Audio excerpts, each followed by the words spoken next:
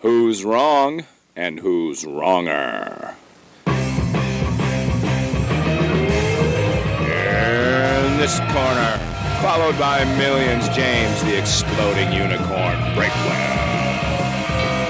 And in that corner, ignored by millions, Steve Olivas.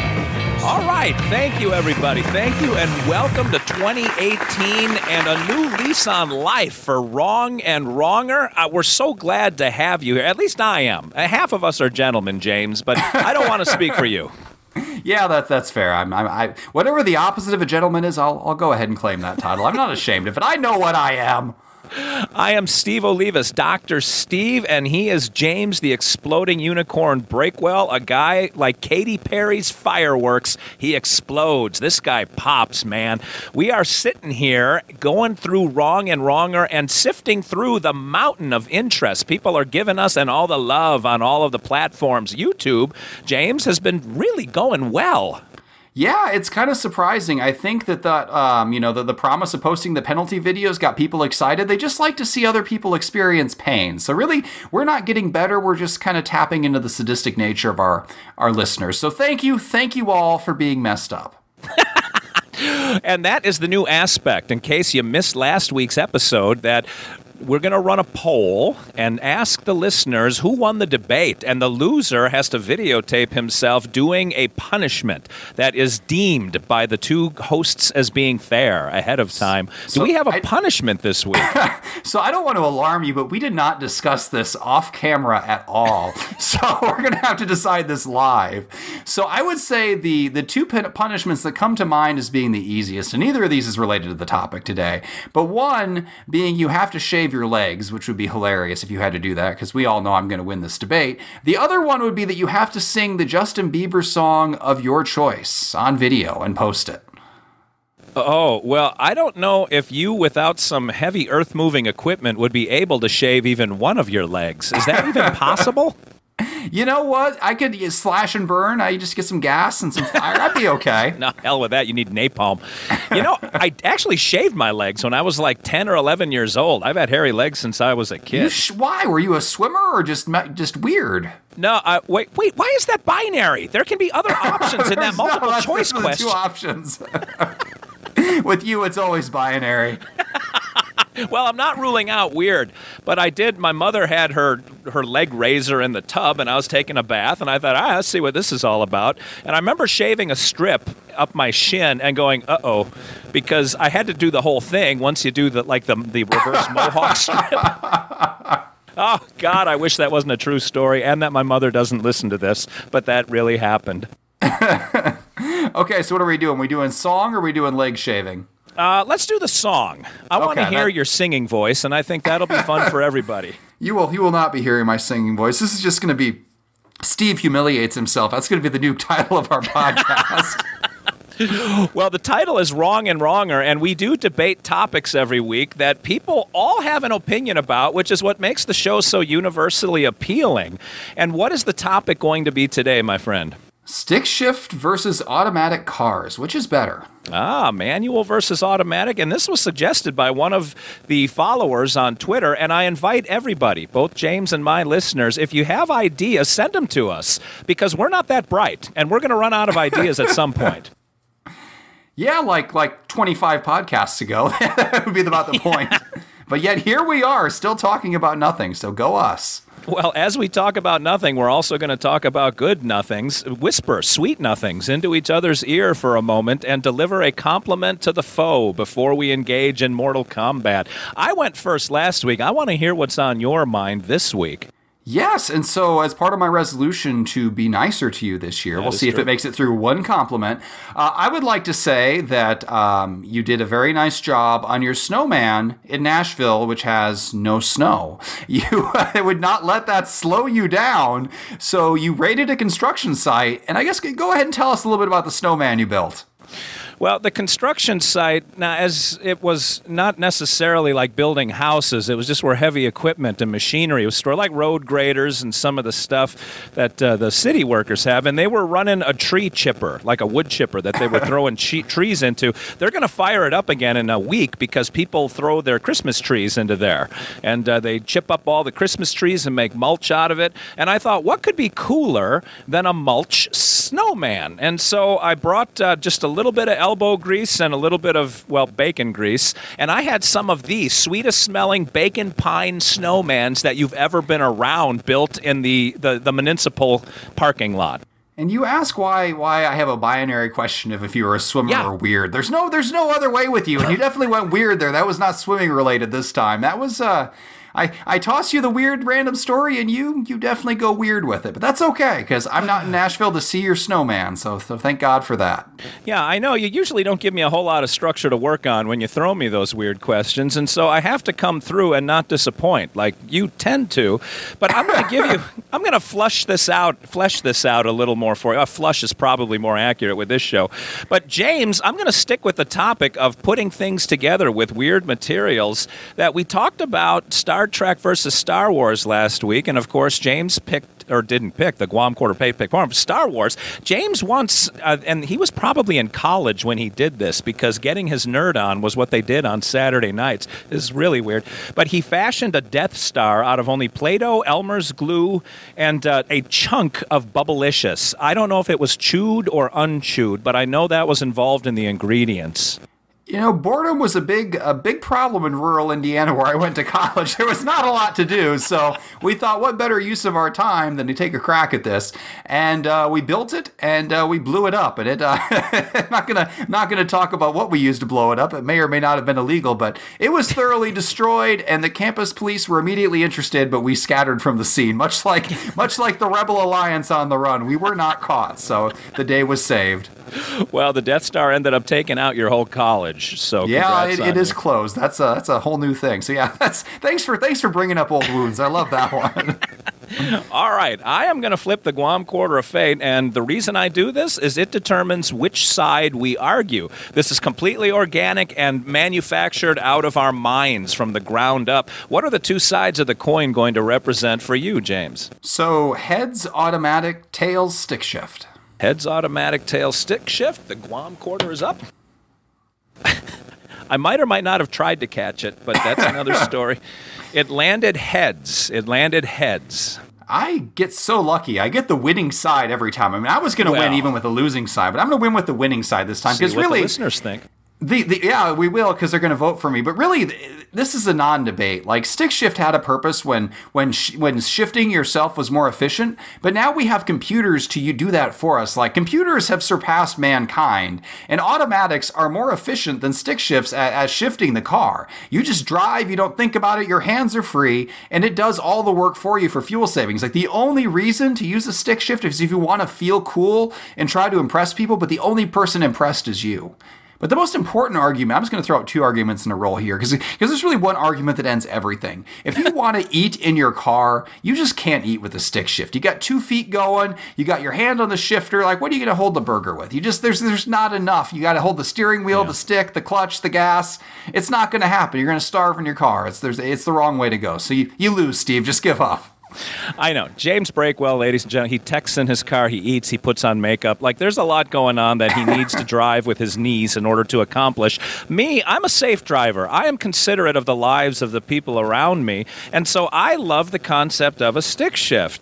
That at the very basic part of a stick shift is if ever anything goes wrong with the car, you can push start a stick shift car, a manual transmission car. You give it a little push, you pop the clutch, and that thing will turn the engine over. You can get it started. The ability to start a stick shift car without a key is actually one, or you got to have the key turned to that. But anyway, to start it up without the engine being working is actually pretty cool. You don't need a battery to get the engine started.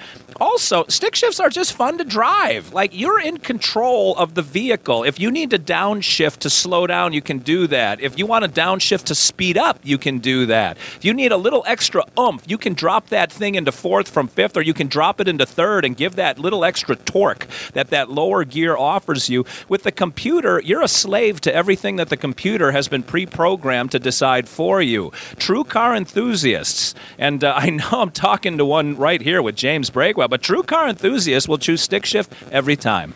Yeah, but okay, you know what I want to do if I want to go faster in an automatic? I push the gas down. If I want to go slower, I let up on the gas. It does it instantly with no other steps. You're making life unnecessarily complicated, which I feel like is a pretty general statement about your life in general. Just making it harder than for the name of fun, things that aren't any better.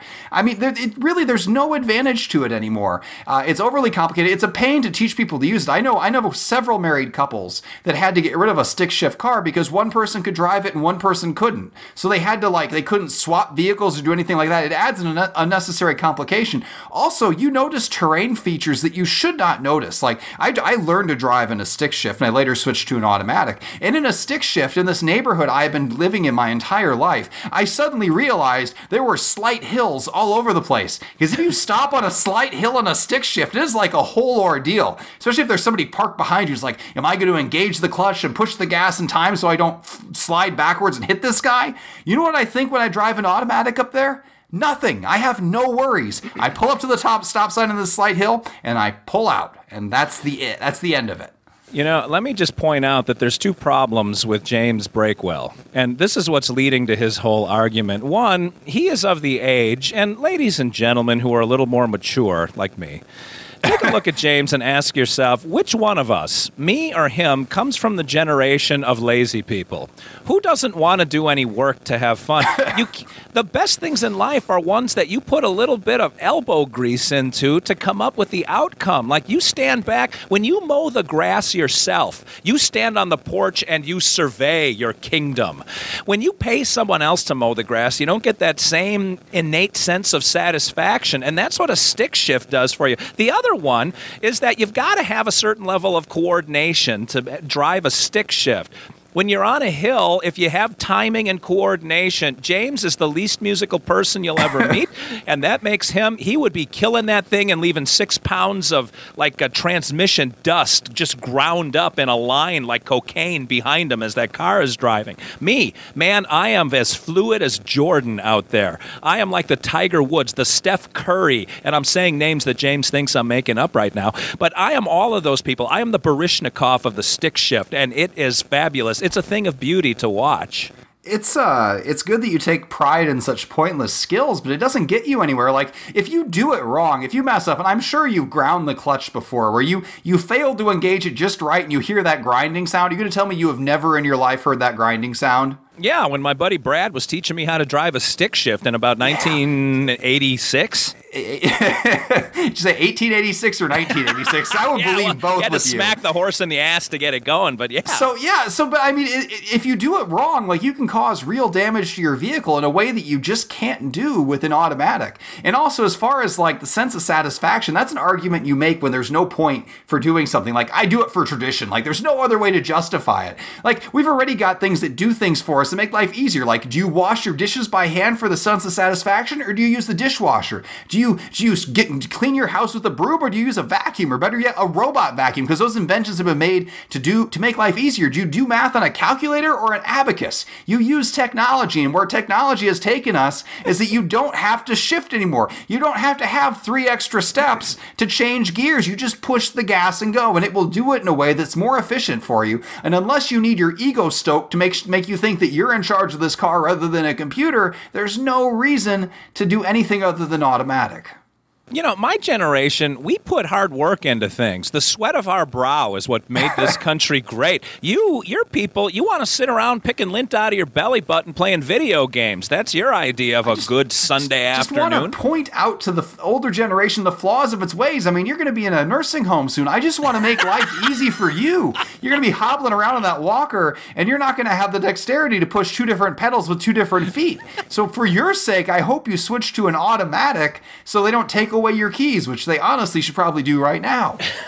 Well, and God knows they've tried. They'll never take me alive, James.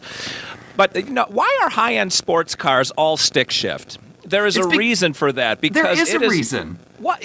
Yes. Okay. No, please. Enlighten me with your wisdom. Okay, you've got this giant sports car you paid so much money for. It can go 200 miles an hour, but you're only ever going to drive at 35 miles an hour in neighborhoods because you don't want to get pulled over. Maybe you'll go 65 on the interstate if you're feeling, and you're some 50 or 60-year-old executive with a receding hairline. So you need that stick shift to make you feel like you're the one who makes it go vroom, vroom. Like somehow that makes you feel like a man. But you're buying masculinity. You're buying testosterone. You want to talk about outsourcing things. Like you don't feel like enough of a man already, so you have to pay somebody else. Give me the biggest car that goes vroom, vroom. But I don't want the computer to make it go vroom, vroom, or the engineer or whoever else. It's me doing it because I push the final pedal, so somehow I'm responsible. That's what it is. You're paying for delusion. There are plenty of stodgy sedan-looking cars that are high-end, that cost a ton of money, that are automatic. But when it comes to a sports car, to people who know cars, to people who want to pop the hood and talk about stuff with other people who have names like Chuck and Larry. Like, these are people that want to feel like they're engaged with the automobile. Like, it becomes an extension of you. That's not because we want to buy masculinity or show women that we have large external organs. It's because we want to enjoy the car. If all you do is sit and listen to whatever you listen to, the new Christy Minstrels podcast, or whatever. Seriously. That's why I'm so miserable all the time.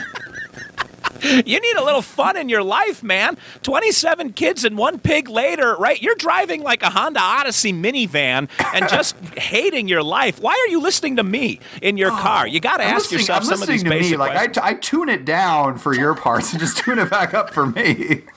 You want to listen to Metallica. You want to listen to some driving music, that Steppenwolf when you're in your Porsche or your Maserati or something that is souped up and making you feel like you're alive, James. Come alive, my friend.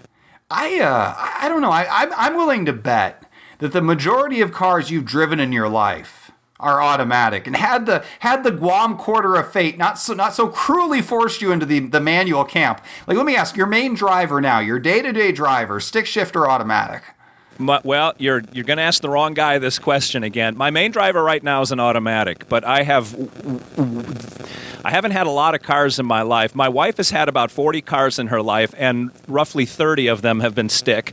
Really? I have owned about 12 cars in my life, and I think 8 of them have been stick. We love stick, yes. I'm the wrong guy. So the quarter really did you a favor in casting you into the wrong side of this. I learned how to drive on a stick, and the idea that stick shift goes with powerful cars is totally wrong, because I learned to drive on my first car, a Geo Metro convertible. Yep. And it was it was 3 cylinders. Like, I'm not a car guy. I don't understand how cylinders work, but apparently you really shouldn't have an odd number of cylinders. Like, there was a 4-cylinder souped up version, and that's not what we had. We had the lesser version. 2 seats, although stripes. There was a flap to the trunk. You could hide some people back there if you wanted to. If the car went above 50 miles an hour, it shook violently. And that thing was a stick shift. And it was it was only a stick shift because it was such a bare bones cheap car that they didn't want to stick the computer in it to do it, even the rudimentary computer that was on it, back when I would have learned to drive in the early 2000s. So yeah, it was there, but it's always kind of been the poor man's option.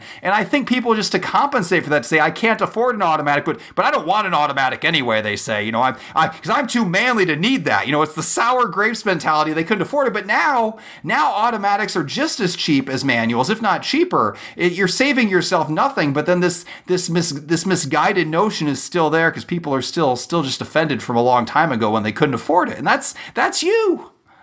It tickles me that you stumbled upon one of the only 2 3-cylinder vehicles to ever be produced commercially. That one and the Subaru Justy.